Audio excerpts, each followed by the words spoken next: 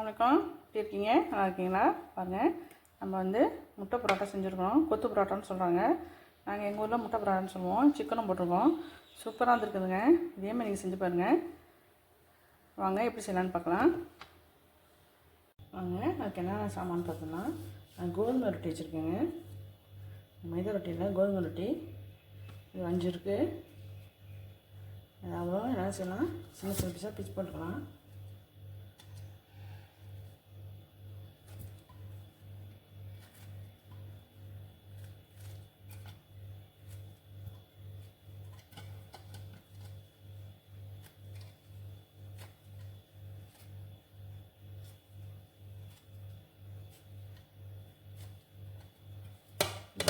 இதே மாதிரி தான் சின்ன சின்ன பீஸாக கட் பண்ணிக்கணும். எல்லாத்தையும் கட் பண்ணின்னு காமிக்கிறேன்.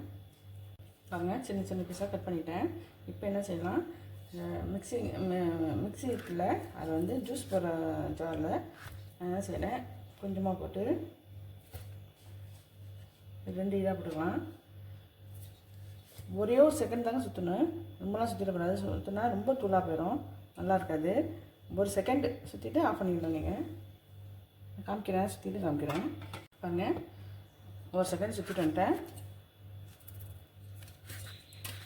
எவ்வளோ சின்ன சின்ன பீஸாக வந்துச்சு பாருங்கள். முன்னாடி சட்டியில் போட்டு நம்ம கொத்திக்கிட்டே இருக்கணும். ரொம்ப நேரம் வேஸ்ட் ஆகும். பாருங்கள், இதுதான் கரெக்டான இது. ரொம்ப நேரம் ஓட விட்டிங்க, ரொம்ப மாவாக போயிடும், நல்லா இருக்காது. இப்படி தான் இருக்கணும். இதே மாதிரி இதையும் செஞ்சு தந்துடலாம். பாருங்கள், எல்லாத்தையும் அச்சுட்டு வந்தாச்சு. இந்த மாதிரி தான் இருக்கணும். மிக்ஸி காய்ச்சதுனால நமக்கு இந்த ஸ்டெப்பில் வந்துச்சு. இதுமாரி சட்டியில் போட்டாக்கா ரொம்ப நேரம் நம்ம கொத்திக்கிட்டே இருக்கணும். வாங்க, இதுக்கு என்னென்ன சாமான் தேவைன்னு காமிக்கிறேன். இப்போ என்னென்ன அதில் சேர்க்க போகிறோன்னு பார்ப்போம். முட்டை 3 வச்சுருக்கேங்க. பல்லாரி வெங்காயம் பெருசு வந்து சின்ன சின்ன பீஸாக கட் பண்ணி வச்சுருக்கிறேன். அப்புறம் பாருங்கள், கேப்சிகம் கொஞ்சம் சின்ன துண்டு பெட்டியை வெட்டி வச்சுருக்கேன். மல்லி இலை, கருவேப்பிலை கொஞ்சம் சின்ன சின்ன பீஸாக கட் பண்ணி வச்சுருக்கேன். தக்காளி 2 சின்ன சின்ன பீஸாக கட் பண்ணி வச்சுருக்கேன். இது வந்து கிரேவிங்க, சிக்கன் கிரேவி. கொஞ்சம் வந்து குழம்போடு சேர்த்து கொஞ்சம் தளர்வாக வைக்கணும். அப்போ தான் அந்த ரொட்டியில் போட்டு பரட்டுறதுக்கு நல்லாயிருக்கும். இவ்வளோ தாங்க இது. மசாலா வந்து என்னென்ன போடுறதுன்னு அப்புறம் காமிக்கிறேன். பாருங்க, இப்போ சட்டி வச்சுட்டேன்.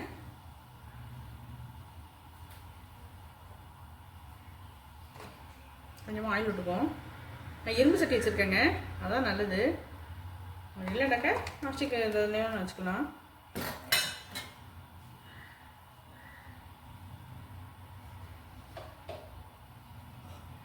வெங்காயத்தை போட்டு முதல்ல வதக்கிக்கலாம்.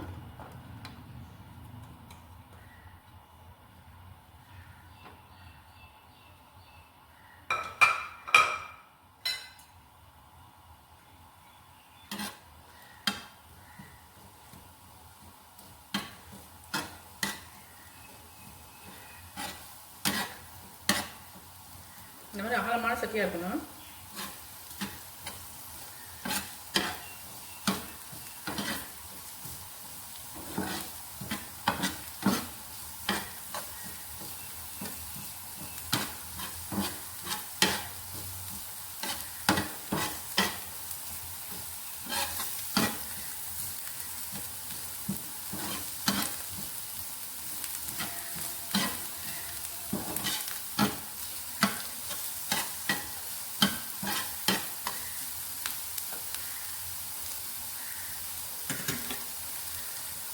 தக்காளி ஆட் பண்ணுறோம்.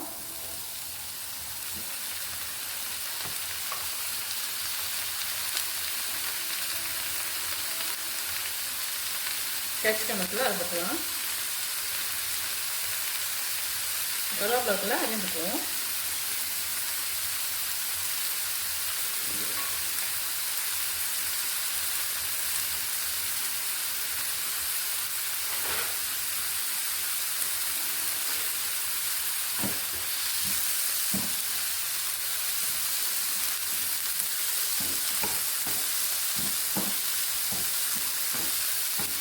உங்களுக்கு கேப்சிகம் இல்லைனாக்கா சாதாரணமாக போடலாம். இப்போ இருந்ததுனால நான் போட்டிருக்கேன். இதுக்கு நல்ல ஃப்ளேவர் வரும்.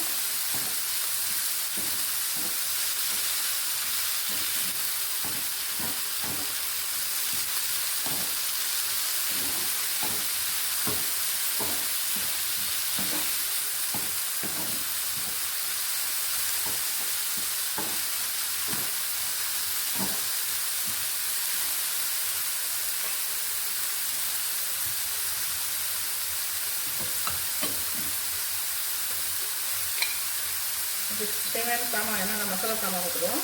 மிளகாத்தூள் அரைச்சி போட்டுருக்கேன்.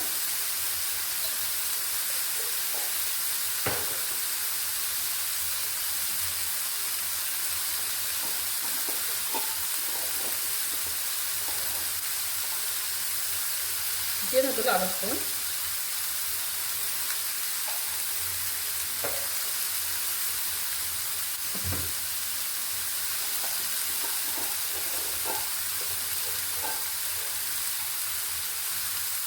கரம் மசாலா தூள் அரை ஸ்பூன்,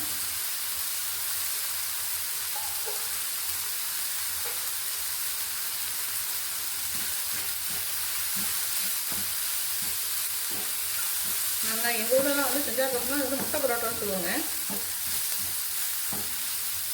முட்டை இல்லாமல் செய்ய மாட்டாங்க.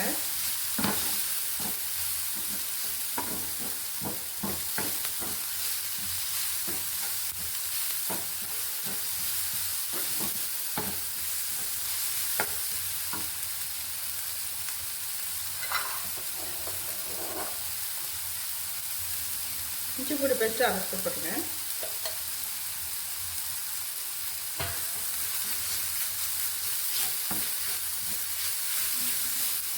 இதுக்கு தேவையான உப்பு போட்டுக்கலாம்.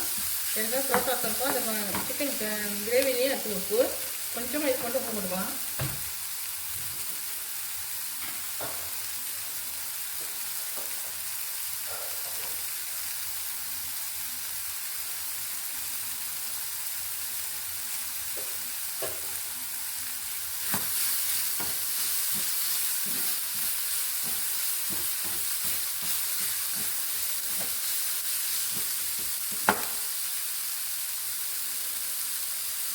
தூள் பண்ணி வச்சுக்கோங்க. ரொட்டி தூளை இதில் போட்டுடலாம்.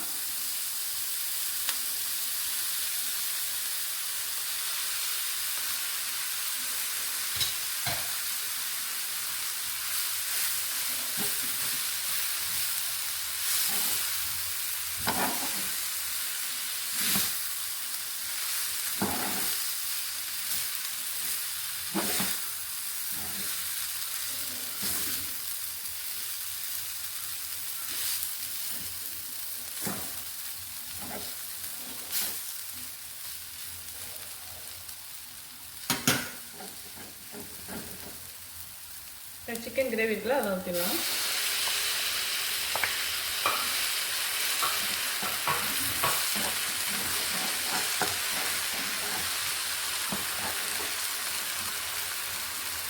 முட்டை இருக்குல்ல, அதை வறுத்துக்கிடுவோம்.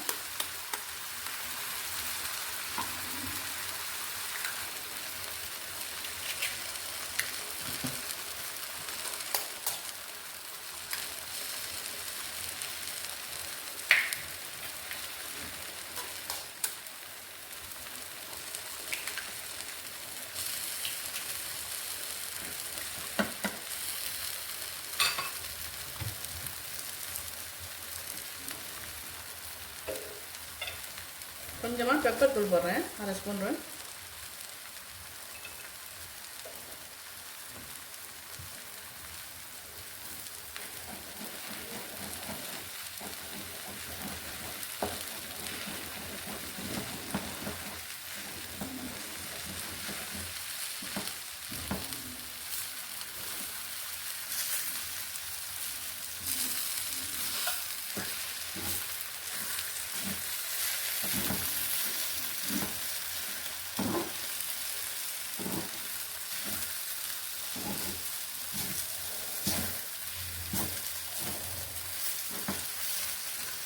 இது ஒன்றே போதுங்க, அவ்வளோ சூப்பராக இருக்கும்.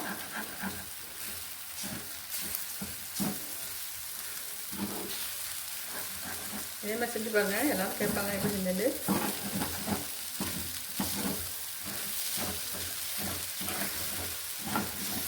சிக்கன் இல்லைன்னாலும் பரவாயில்ல, வெறும் முட்டையை போட்டு செஞ்சிடலாம், மற்ற மசாலாவும் போட்டு.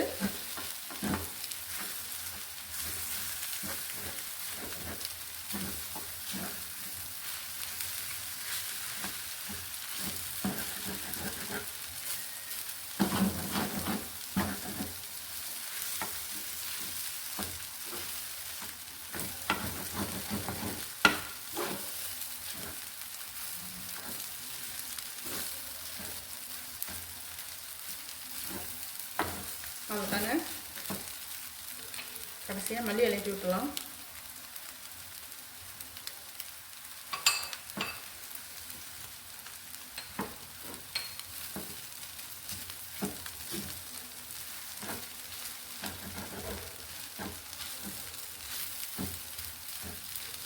அவ்வளோதான் முடிஞ்சு ஆஃப் பண்ணிடலாம். நம்ம செஞ்ச சிக்கன் முட்டை குத்து பரோட்டா சூப்பர் ரெடி ஆகிடுச்சு பாருங்க.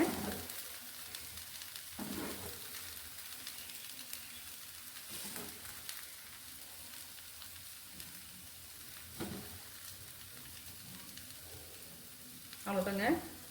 இதே மாதிரி நீங்கள் செஞ்சு பாருங்கள். செஞ்சு பார்த்துட்டு எப்படி இருக்குன்னு சொல்லுங்கள். லைக் பண்ணுங்கள், ஷேர் பண்ணுங்கள், சப்ஸ்கிரைப் பண்ணுங்கள்.